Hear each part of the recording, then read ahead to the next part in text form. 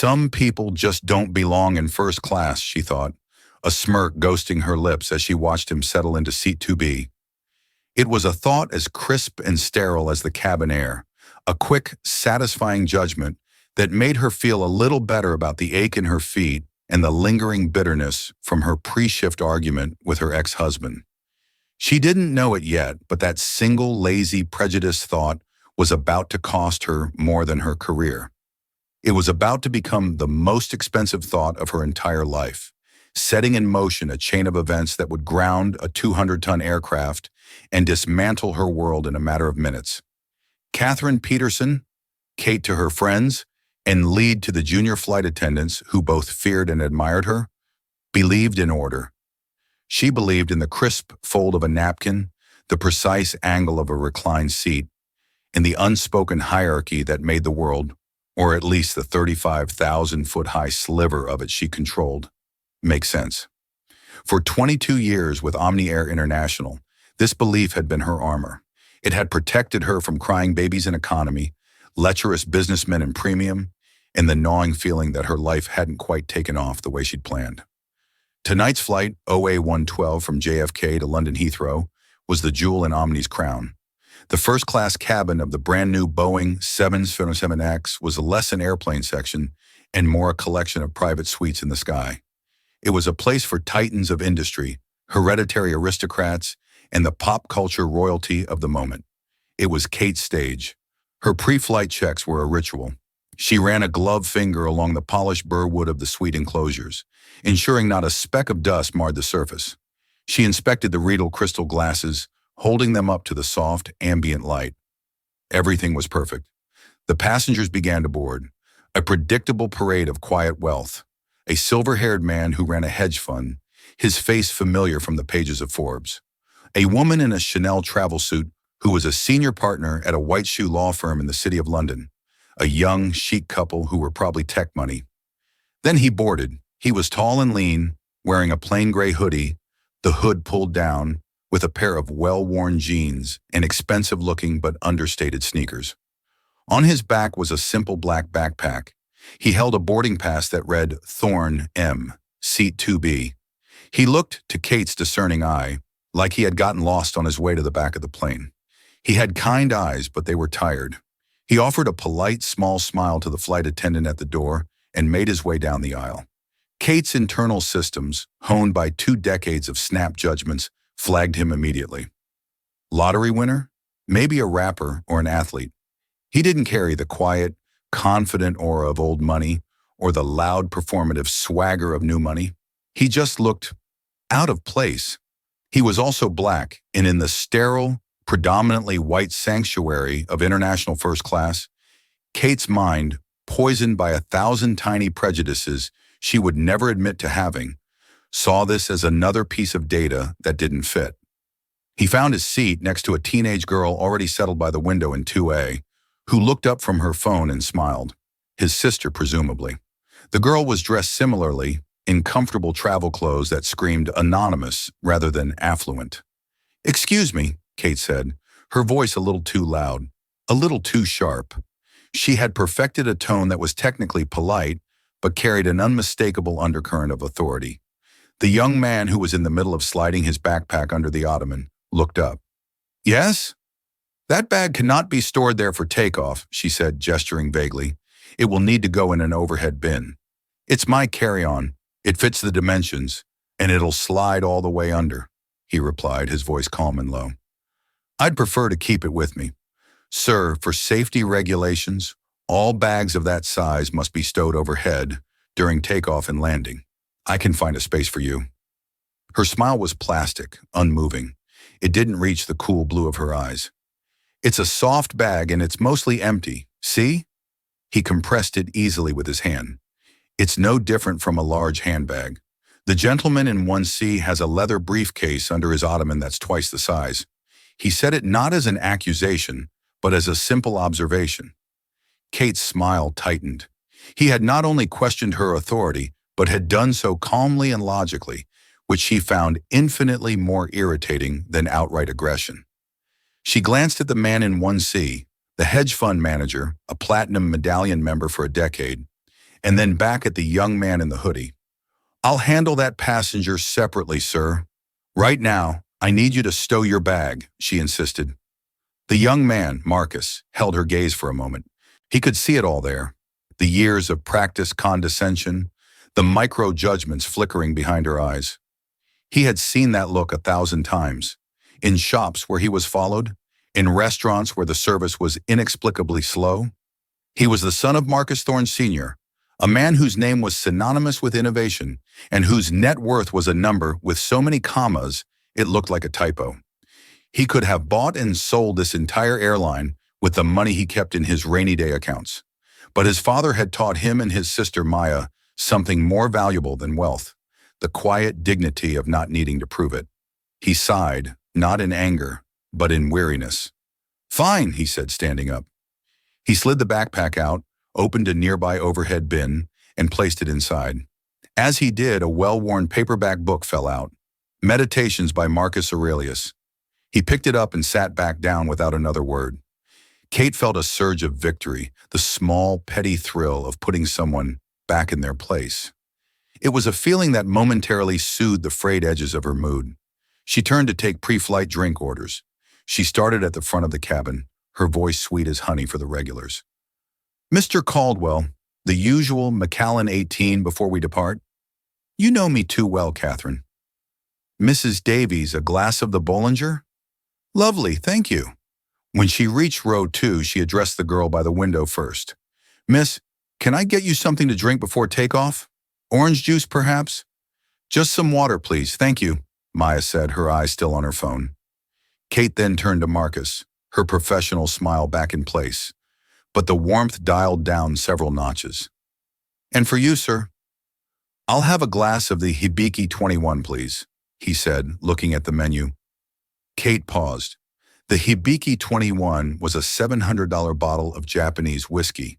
The airline kept only 1 or 2 on board for its most discerning, high-rolling customers. It was not something you ordered lightly. It was, in her mind, a test, a way for this upstart to try and prove he belonged. Her eyes flickered with suspicion. "That is a very premium selection, sir," she said, the insinuation hanging heavy in the air. "Can you even afford it? Do you even know what it is?" Marcus closed the menu and placed it on the table beside him. His quietness was starting to feel less like politeness and more like a coiled spring. "I'm aware," he said, his voice perfectly even. "That's why I ordered it. Is there a problem?" The entire exchange had lasted less than 90 seconds, but the atmosphere around seat 2B had grown thick and heavy. The lawyer in the Chanel suit lowered her newspaper slightly. Her interest peaked. The couple in front pretended not to listen, but their conversation had stopped. Kate felt her authority being challenged again. Her cheeks flushed. She had 2 choices: back down and get the drink, or double down and assert her dominance. Her pride, already wounded by his defiance over the backpack, made the choice for her. "Of course not," she said with a brittle smile. "I just need to see your boarding pass again, to confirm your seat." It was a ridiculous request, a bureaucratic power play designed to humiliate. She knew his seat. She just wanted him to know that she was in charge. Maya, his sister, finally looked up from her phone, a frown creasing her brow. She sensed the shift in the air. Marcus didn't move. He didn't reach for his pocket. He just looked at her. "My boarding pass is for seat 2B. My name is Marcus Thorne. You already scanned it when I boarded. You looked me up on your manifest when I asked about my bag. You know exactly who I am and where I'm sitting. So I'll ask again. Is there a problem with me ordering a glass of whiskey?" His voice was still quiet, but it now carried a blade's edge. He had dismantled her pretense, piece by piece, laying bare the ugly mechanism of her prejudice for everyone to see. He hadn't raised his voice. He hadn't sworn. He hadn't made a scene. He had simply used the truth as a weapon. And for Kate Peterson, that was the final straw. Humiliation burned hot in her chest. Her carefully constructed world of order and control was being dismantled by a kid in a hoodie. In her mind, he wasn't just a passenger.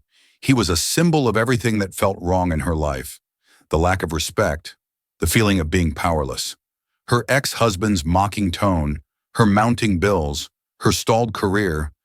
It all coalesced into a single point of white-hot rage, directed at the calm, unflinching face in front of her. "Don't you take that tone with me," she hissed, her voice low and venomous. All pretense of customer service vanished, replaced by raw, unfiltered fury. "I'm just asking for the drink I'm entitled to in the class I paid for," Marcus said, his composure starting to crack into visible disbelief at the sheer unprofessionalism of it all. "Your tone is the one that's been the problem since I stepped on this plane." And then it happened. In a swift, shocking motion that seemed to defy the logic of a first-class cabin, Kate's training, her professionalism, her very sanity, snapped. She drew back her hand and slapped Marcus Thorne Jr. across the face. The sound was like a gunshot in the hushed cabin, a sharp, ugly crack that silenced everything.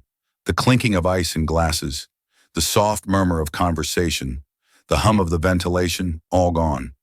Marcus's head jerked to the side from the impact. A red mark began to bloom on his cheek. He didn't cry out. He didn't retaliate. He just stared, his eyes wide with a profound, soul-deep shock. His sister Maya gasped, her phone clattering to the floor. The hedge fund manager's jaw dropped. The lawyer in the Chanel suit stared, horrified. Someone in the back of the first-class cabin whispered, "Oh my God!" For a single frozen second, Kate's mind went blank. The only thing she could feel was the stinging in her own palm. Then a wave of adrenaline-fueled triumph washed over her. She had done it. She had put him in his place. She had won. She stood there, breathing heavily, chest puffed out, a warrior who had just vanquished a threat. She looked down at him, expecting to see fear, or shame, or anger. She saw none of it. She only saw a deep, bottomless well of disappointment. And behind him, through the window of seat 2A, she could see the flashing lights of the ground crew. The jet bridge, which had begun its slow retreat from the aircraft door, shuddered to a halt. Then, with a low hydraulic groan, it began to move back towards the plane. Seconds after the slap, a new voice filled the cabin. It wasn't the pre-recorded safety announcement. It was the captain, his voice devoid of its usual folksy charm. It was cold, hard, and utterly final. "Flight attendants, take your seats immediately. All passengers, do not leave your seats. We are returning to the gate." The flight and Kate Peterson's entire life had just been frozen on the tarmac. The silence that followed the captain's announcement was heavier than the plane itself. It was a dense, suffocating blanket of disbelief and dread. The gentle hum of the auxiliary power unit seemed to mock the tension in the cabin. Every eye in first class was fixed on the unfolding drama in row 2, a real-life theater of the absurd. Kate Peterson felt a cold knot form in the pit of her stomach, displacing the hot rage from moments before. Returning to the gate? That never happened unless there was a serious mechanical issue, a security threat, or a medical emergency. She had just created a scene. Yes, a deeply unprofessional one.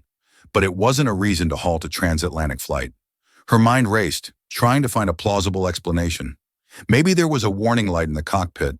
Maybe the captain's announcement was a coincidence. It had to be. But as the seconds stretched into a full minute and the soft chime indicated the cabin doors were being disarmed, she knew it was no coincidence. The world she had commanded so absolutely just moments ago was slipping from her grasp. Marcus Thorne Jr. hadn't moved.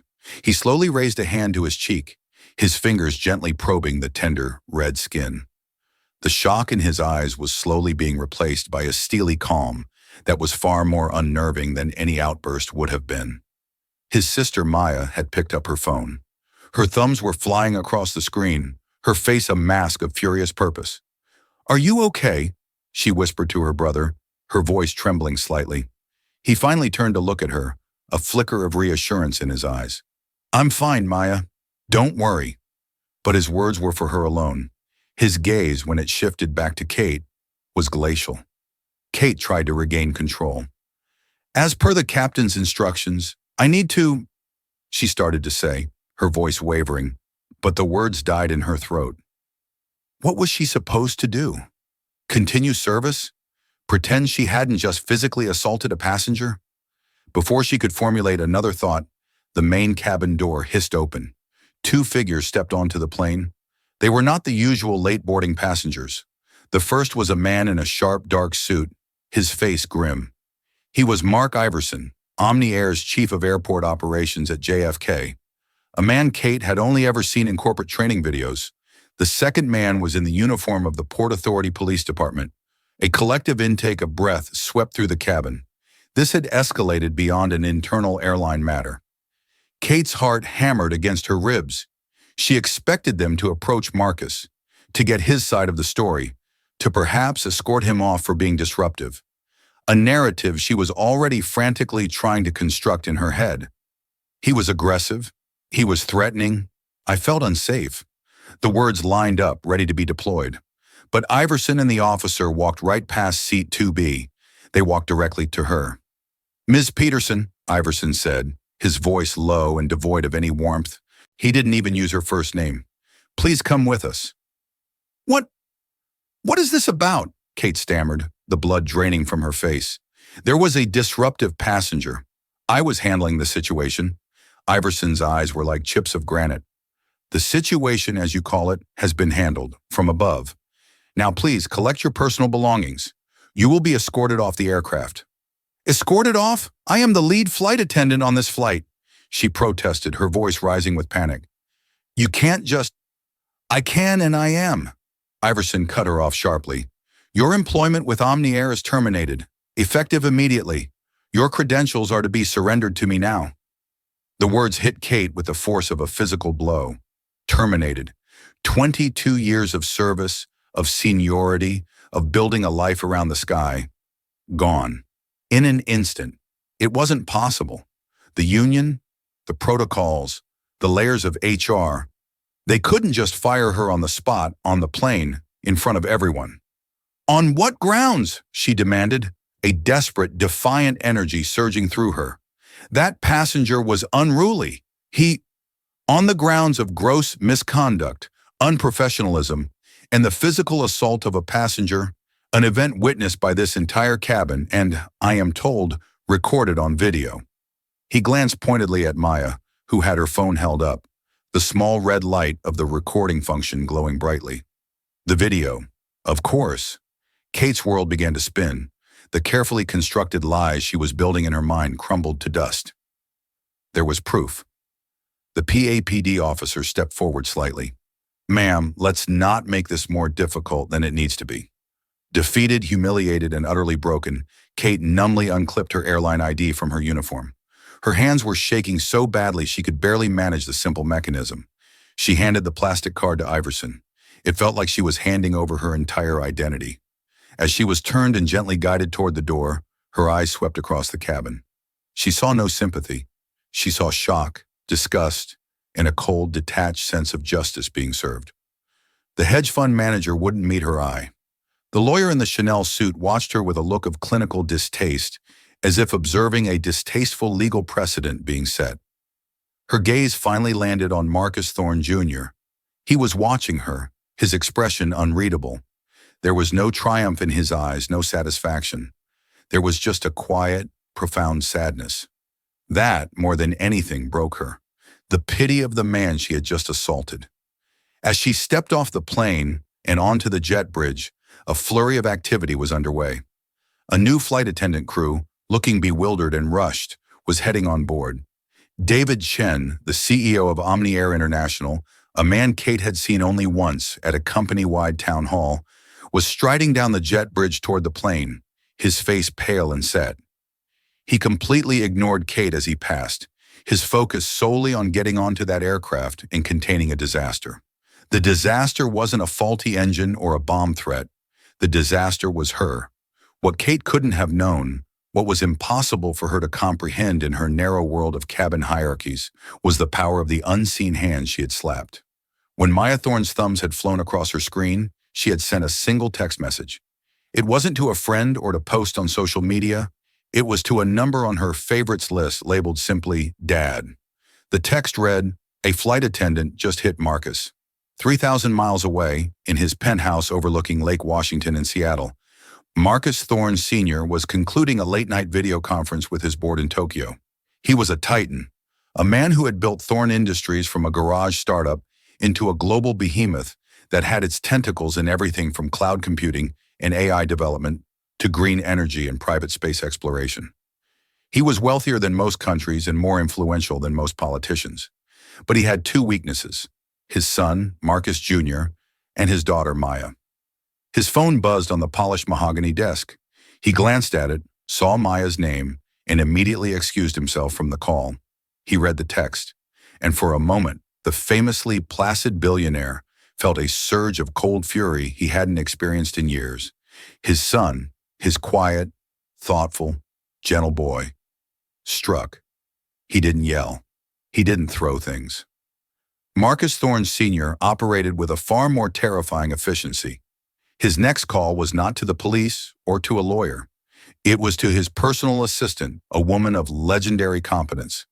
"Get me David Chen at Omni-Air. Now," he commanded. Not his assistant, not his office. His personal cell. "You have 1 minute." Less than 45 seconds later, David Chen, who had been enjoying a quiet dinner with his wife at a Manhattan restaurant, saw his private phone light up with a name that made his blood run cold. Marcus Thorne Soar. Thorne was not just a valued customer. Thorne Industries, through one of its many subsidiary investment portfolios, was the largest single institutional shareholder in Omni-Air's parent company, holding a controlling 18% stake. Marcus Thorne Sr. was, for all intents and purposes, his boss's boss's boss. "Marcus," Chen answered, his voice instantly tense. "Is everything all right?" "No, David, it is not." Thorne's voice was calm, but it was the calmness of a nuclear reactor reaching critical mass. "My son and daughter are on your flight OA-112 at JFK in first class. I've just been informed by my daughter that one of your flight attendants, a lead attendant, has just physically assaulted my son. So I want you to explain to me, in the next 30 seconds, why that flight should be allowed to take off." Chen felt a wave of nausea. This was the call every CEO dreads. Not an earnings miss, not a bad press cycle, but a personal failing of the company directly affecting one of the most powerful people on the planet. "Marcus, I am speechless. I had no idea. Save the apologies, David," Thorne cut in. "Here is what is going to happen.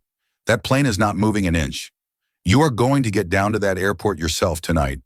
You are going to remove that employee from my children's presence.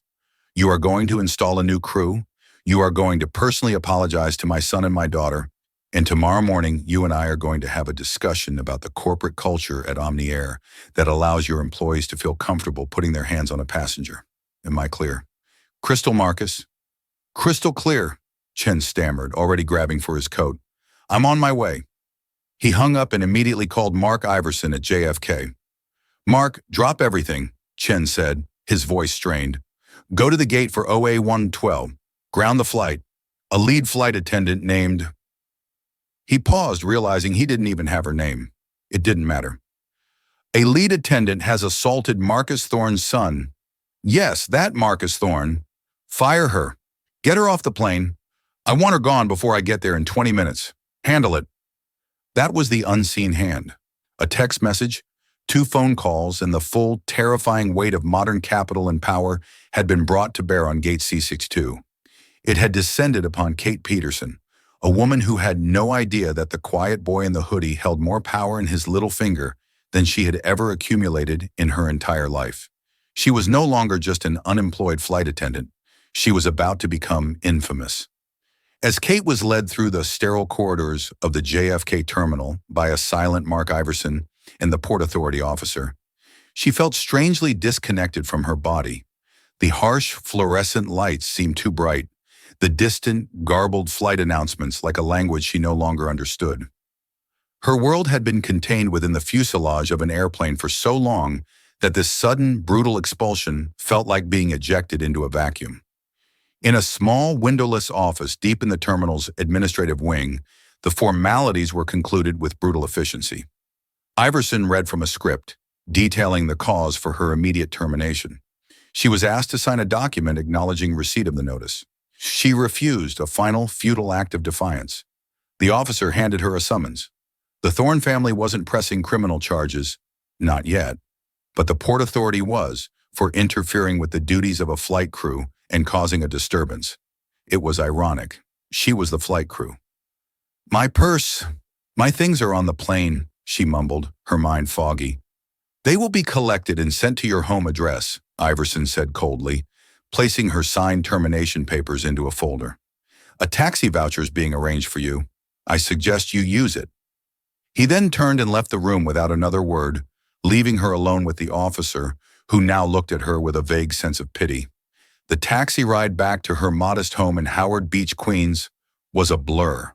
The city lights smeared past the window, a vibrant world she was no longer a part of. When she finally stumbled through her front door, the house was dark and quiet. Her teenage son was at his father's for the week. The silence was a physical weight. She sank onto her sofa, the summons crumpled in her hand. The adrenaline had worn off, leaving behind a hollow, trembling exhaustion. She tried to process it. Fired. A potential criminal charge. All for what? A moment of anger? A slap? It seemed disproportionate, insane. She was the victim, wasn't she? She was the one who was provoked by the disrespectful youth. It was then that she made her second catastrophic mistake of the night. She picked up her phone. She had a text from a junior flight attendant, a friend named Chloe. "Kate, what the hell happened? My phone is blowing up. Are you okay?" Kate's fingers trembled as she opened her social media apps, and her world, which had already shrunk from the sky to a small house in Queens, collapsed into the terrifying, pixelated confines of a screen.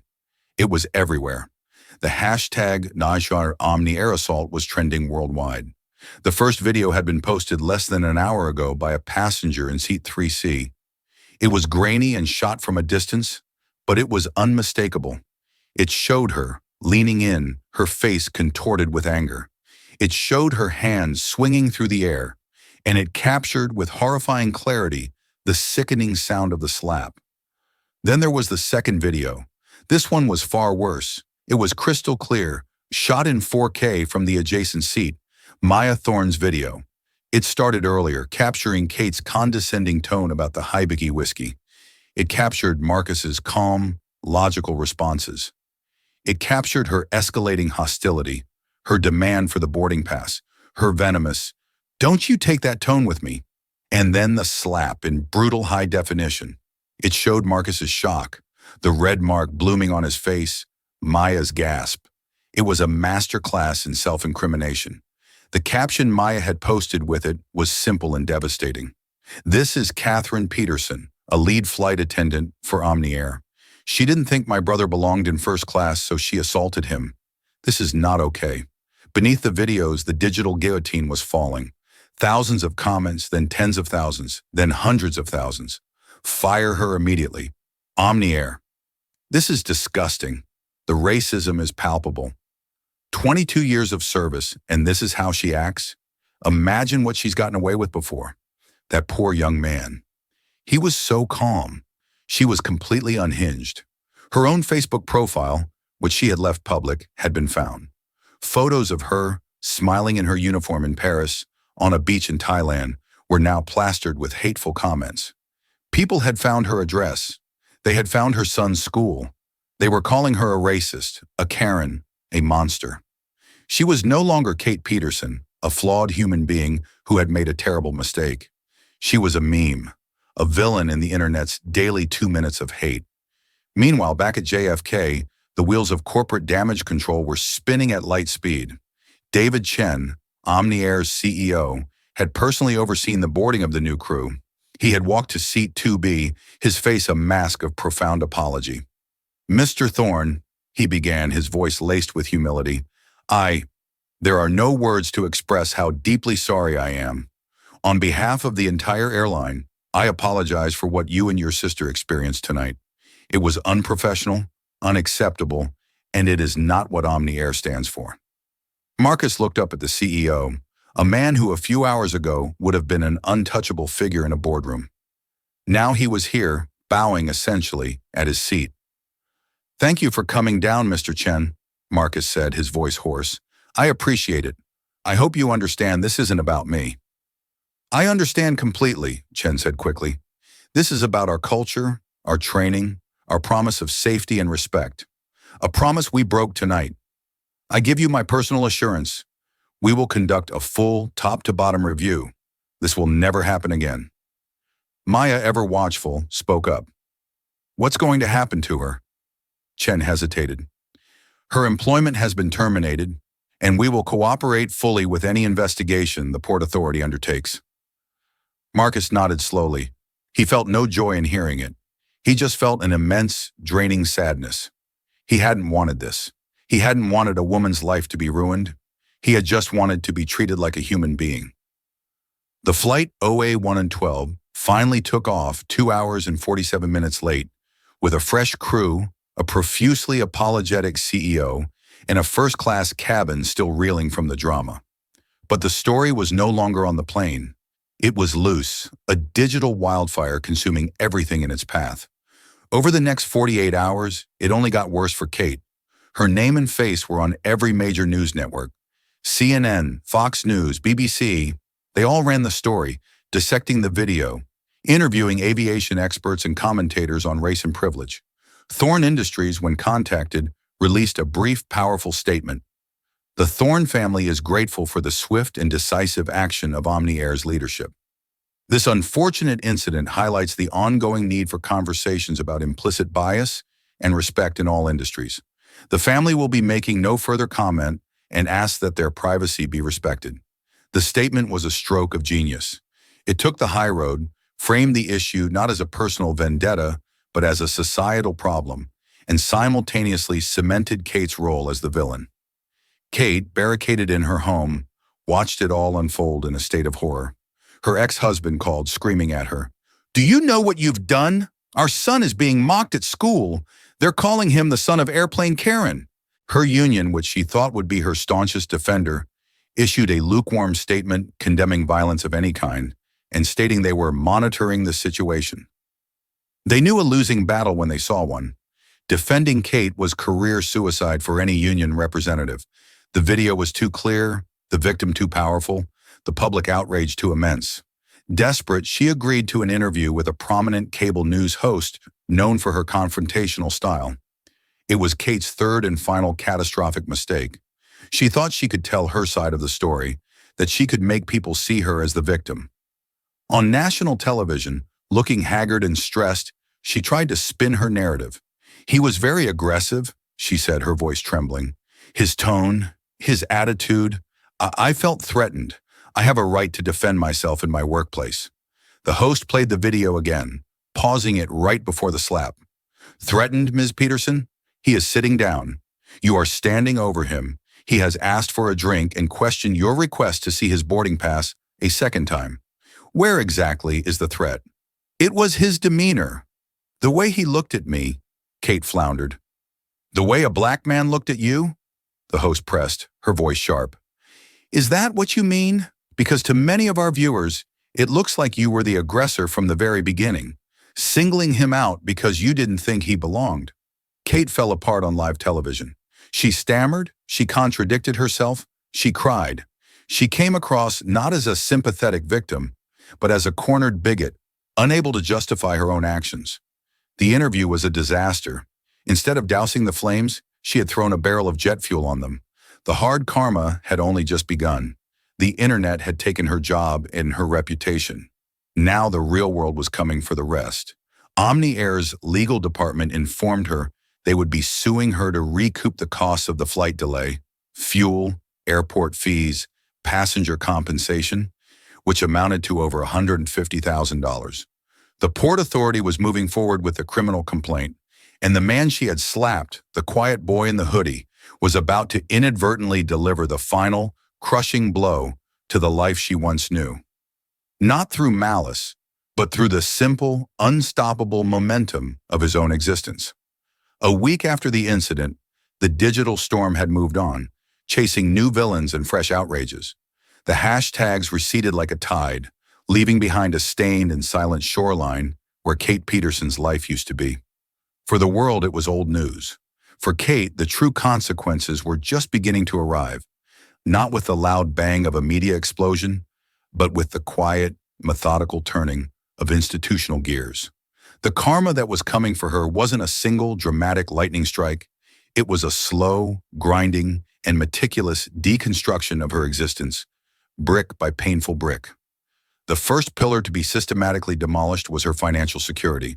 The certified letter from Omni Air's legal department wasn't threatening. It was coldly factual. It detailed, with itemized precision, the costs incurred by the 2-hour and 47-minute delay of Flight OA-112. Jet fuel burned while idling. Gate occupancy fees charged by the Port Authority. The mandated compensation paid to all 34 passengers in first and business class for the disruption. The cost of calling in and compensating an entirely new flight crew at a moment's notice. The total came to $157,842.99. The letter politely informed her that, pursuant to the gross misconduct clause in her employment contract, the airline would be seeking full restitution. Her union-appointed lawyer, a man named Frank Gillespie, whose office smelled of stale coffee and regret, didn't sugarcoat it. He sat across from her at his cluttered desk, his tired eyes scanning the documents she'd brought. He'd seen cases like this before, though usually involving theft or intoxication, not a viral video of assault. "It's an ironclad clause, Catherine," he said, pushing his glasses up his nose. "You acted outside the scope of your professional duties. You physically struck a passenger. The airline is legally within its rights to firewall themselves from your actions and pass the damages on to you." "But I was provoked," Kate insisted, her voice tight with a desperation that was becoming her new normal. "He was insolent. He was challenging my authority in front of everyone. I felt threatened. I had to maintain order." Frank sighed, a long, weary exhalation that seemed to carry the weight of 1,000 lost causes. "Let me be blunt. The video is a killer. There is no judge or jury in this country who will watch that footage and see a threatened employee. They will see a young man sitting calmly in his seat and a flight attendant initiating a physical confrontation. Your feeling of being threatened doesn't stand up against the visual evidence. You lost your temper. It's that simple and it's that fatal." "So what do I do?" she whispered, the fight draining out of her. "We negotiate," he said, though he sounded anything but hopeful. "They don't want to drag this through court any more than you do. It's bad press. We'll try to get the number down. But they're going to want something substantial. They'll put a lien on your house. They'll garnish any future wages. Catherine," he leaned forward, his voice softening for the first time, "you need to understand. This number isn't going away. It will follow you." Her house, the modest bungalow in Howard Beach she had clawed for in the divorce, the one place that was unequivocally hers. The idea of a corporate lien clinging to its title, a permanent stain reflecting this one catastrophic mistake, made her feel a wave of nausea. Her already meager savings, meant for a retirement she now saw, was a fantasy, evaporated into legal retainers for both the Omni lawsuit and the Port Authority's criminal complaint. Within a month, she was at the bank, shamefaced, signing the papers for a second mortgage, plunging herself into a chasm of debt so deep she couldn't see the bottom. The second pillar to fall was social, and its collapse was quieter but infinitely more painful. Her friends, the tight-knit community of flight attendants she had shared 2 decades of holidays, layovers, and life events with, vanished. She made the mistake of calling Chloe, the junior attendant who had sent the initial concerned text. "Chloe, it's Kate," she said, trying to keep her voice steady. There was a long pause on the other end of the line. "Oh, hey, Kate," Chloe said, her voice suddenly guarded and distant. I'm going through a lot. I was hoping to talk." "Yeah, look, Kate, it's a really bad time," Chloe said quickly, the sound of a television audible in the background. "I'm in the middle of something. The whole thing is it's crazy. Management is sending out memos every day about conduct in social media. It's really tense here." The unspoken message was deafeningly clear. "You are toxic. Associating with you is a risk I'm not willing to take." "I understand," Kate lied. "I'll let you go." She hung up before Chloe could offer another flimsy excuse. She never heard from her again. Her neighbors, once friendly faces for a quick chat while getting the mail, now treated her like a ghost. She saw Mrs. Gable from next door spot her through the kitchen window and then quickly pull the shade down. Her ex-husband's calls were no longer just arguments. They were torrents of vitriol. "They're calling him Karen's kid at school, Kate. he yelled through the phone. "My son is being bullied because of you. He doesn't want to come over on your weekends anymore. He's embarrassed. Are you happy now? Was it worth it?" She was a plague, and everyone she loved was either distancing themselves from the infection or blaming her for the symptoms. She was truly, profoundly alone. The third and most crucial pillar to crumble was her future. An experienced lead flight attendant is a valuable commodity in the airline industry. A flight attendant fired for assaulting a passenger on video is an uninsurable pariah. Her applications to the legacy carriers were met with automated rejections. Her attempts with budget airlines went unanswered. She was blacklisted, a walking liability. After months of failure, a single glint of hope appeared. An interview with Stratus Jet Charters, a boutique private aviation firm based out of Teterboro Airport. It wasn't commercial, it was corporate. A different world. Perhaps, she prayed, a world where her specific brand of infamy hadn't fully penetrated. She spent what little money she had on a new suit. She rehearsed her answers, crafting a careful narrative of a mutual separation from Omni. The office was sleek, modern, and intimidatingly quiet. The interviewer, a woman named Susan with impeccably styled hair and a sharp, intelligent gaze, greeted her with a polite, professional smile. For the first 10 minutes, Kate allowed herself to hope.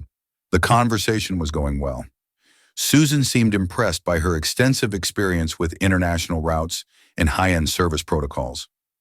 "Your resume is, of course, very impressive, Catherine," Susan said, looking down at the paper.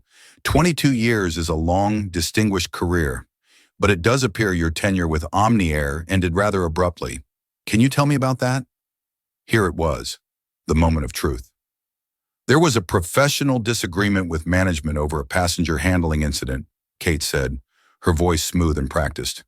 "We ultimately decided it was best to part ways." Susan listened patiently, her fingers steepled.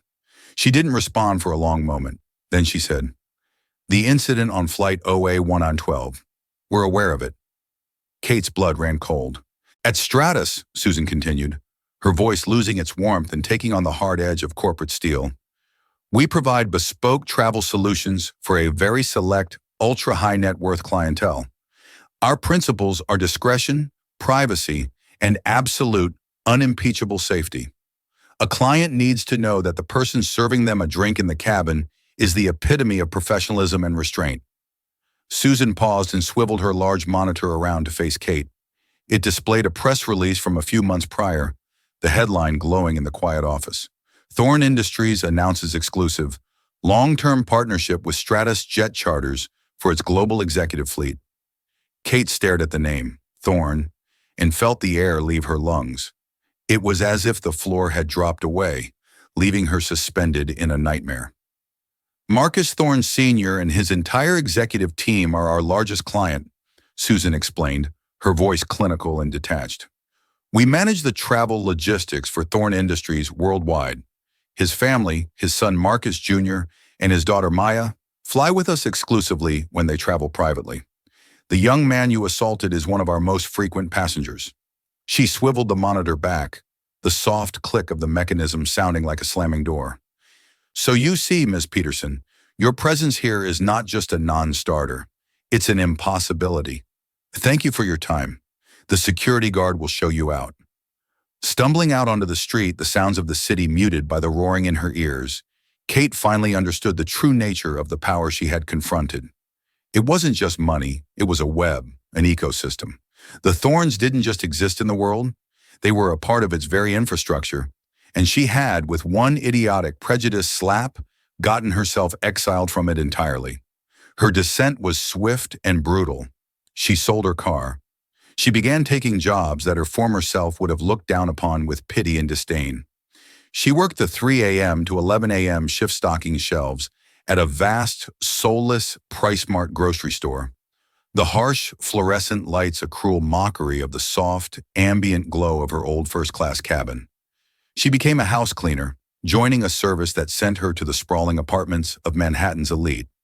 It was there, on her hands and knees scrubbing the marble floor of a cavernous Park Avenue penthouse, that karma delivered its most intimate and viciously ironic blow. The apartment was owned by a high-powered attorney who was never there. One afternoon, as Kate was wiping down the surfaces in the study, she noticed a framed photo on a bookshelf. It showed the owner, smiling warmly, arm in arm with her husband and children. The owner was the woman from Seat 1B on Flight OA-112, the one who had worn the Chanel travel suit and watched Kate's downfall with such clinical distaste. A hysterical laugh almost escaped Kate's lips. It was perfect. She was literally scrubbing the floor for a witness to her own humiliation. She was no longer a player in the game. She was an invisible servant, cleaning up the messes left by the people who inhabited a world from which she was now permanently barred. The rage she had harbored for so long was gone, scoured out of her and replaced by the hollow, aching emptiness of profound regret. While Kate's world was shrinking to the size of a mop bucket, Marcus Thorne Jr.'s was expanding exponentially. The incident had been a crucible for him. Shaken but galvanized, he and Maya had spent weeks reading the thousands of emails and messages that poured in. Stories from people of all backgrounds, detailing small slights and overt acts of discrimination they had endured while traveling, with no recourse and no one to listen. He realized his story was not unique, only its outcome was. His power wasn't in his name, but in the platform it provided. With a multi-million-dollar endowment from his father, he established the Meridian Project. The name was his idea. A meridian is a line that connects points across the globe, a standard by which we measure our position. The foundation's goal was to do the same for human dignity in the service industry. It provided legal firepower for those with legitimate grievances, and, more importantly, it partnered with corporations like OmniAir to build new training modules using VR and data analytics to expose and correct implicit bias. Marcus, the quiet student, had become a reluctant but powerful public voice for change, turning his personal pain into a public mission. About a year after the flight to nowhere, Kate was finishing a grueling 8-hour shift at the Price Mart. Her back throbbed, her feet were swollen, and the smell of stale bread and floor cleaner clung to her cheap uniform. She slumped onto a plastic chair in the grim little break room to eat her sandwich. A small television, bolted to the wall, was playing a cable news segment on the new faces of philanthropy. And then he was there, Marcus Thorne Jr. His face filled the screen. He wasn't in a hoodie anymore. He was in a well-tailored suit, standing at a lectern, addressing a packed auditorium. He looked older, more confident. His voice was the same, calm, measured, but now it carried the weight of purpose. Respect, he was saying, is not a luxury item. It's not an upgrade you can purchase with more money or a better class of ticket. It is the baseline. It is the fundamental currency of human interaction. My experience last year was unfortunate, but what it taught me is that for too many people, that baseline is not being met. The door was open for me to demand it. The mission of Meridian is to hold that door open for everyone else. Kate sat frozen, her sandwich forgotten in her hand. The plastic wrapper crinkled in her tightening fist. She watched the man whose life she had tried, in a moment of pathetic fury, to make smaller, and she saw that he had taken the ugliness she had handed him and used it as a cornerstone to build an empire of grace. In the flickering fluorescent light of that sad little break room, the final wall of her self-delusion crumbled into dust. There was no unfairness. There was no disproportionate response. There was only the brutal, perfect, and inescapable architecture of karma. An act of hate had been met with a consequence. An act of dignity had been built from the rubble. Her flight was over. His was just beginning. So what's the real takeaway from a story like this? It's not just about a single moment of anger or a slap heard round the world. It's about the silent, invisible currents of power, prejudice, and consequence that shape our lives. Kate Peterson wasn't a monster. She was a person who allowed her bitterness and biases to curdle into an act that had irreversible consequences. Marcus Thorne wasn't just a rich kid. He was a man who, when faced with ugliness, chose to build something beautiful. Their story is a stark reminder that in our interconnected world, every action, every word, and even every thought can create ripples we can't even begin to imagine. It proves that karma isn't always a mystical force. Sometimes it's just a text message to the right person. What do you think? Was the airline's response justified? Was Kate's fate a fair consequence for her actions? Let me know your thoughts in the comments below. And if you found this story compelling, Don't forget to hit that like button, share it with someone who needs to hear it, and subscribe for more true life dramas.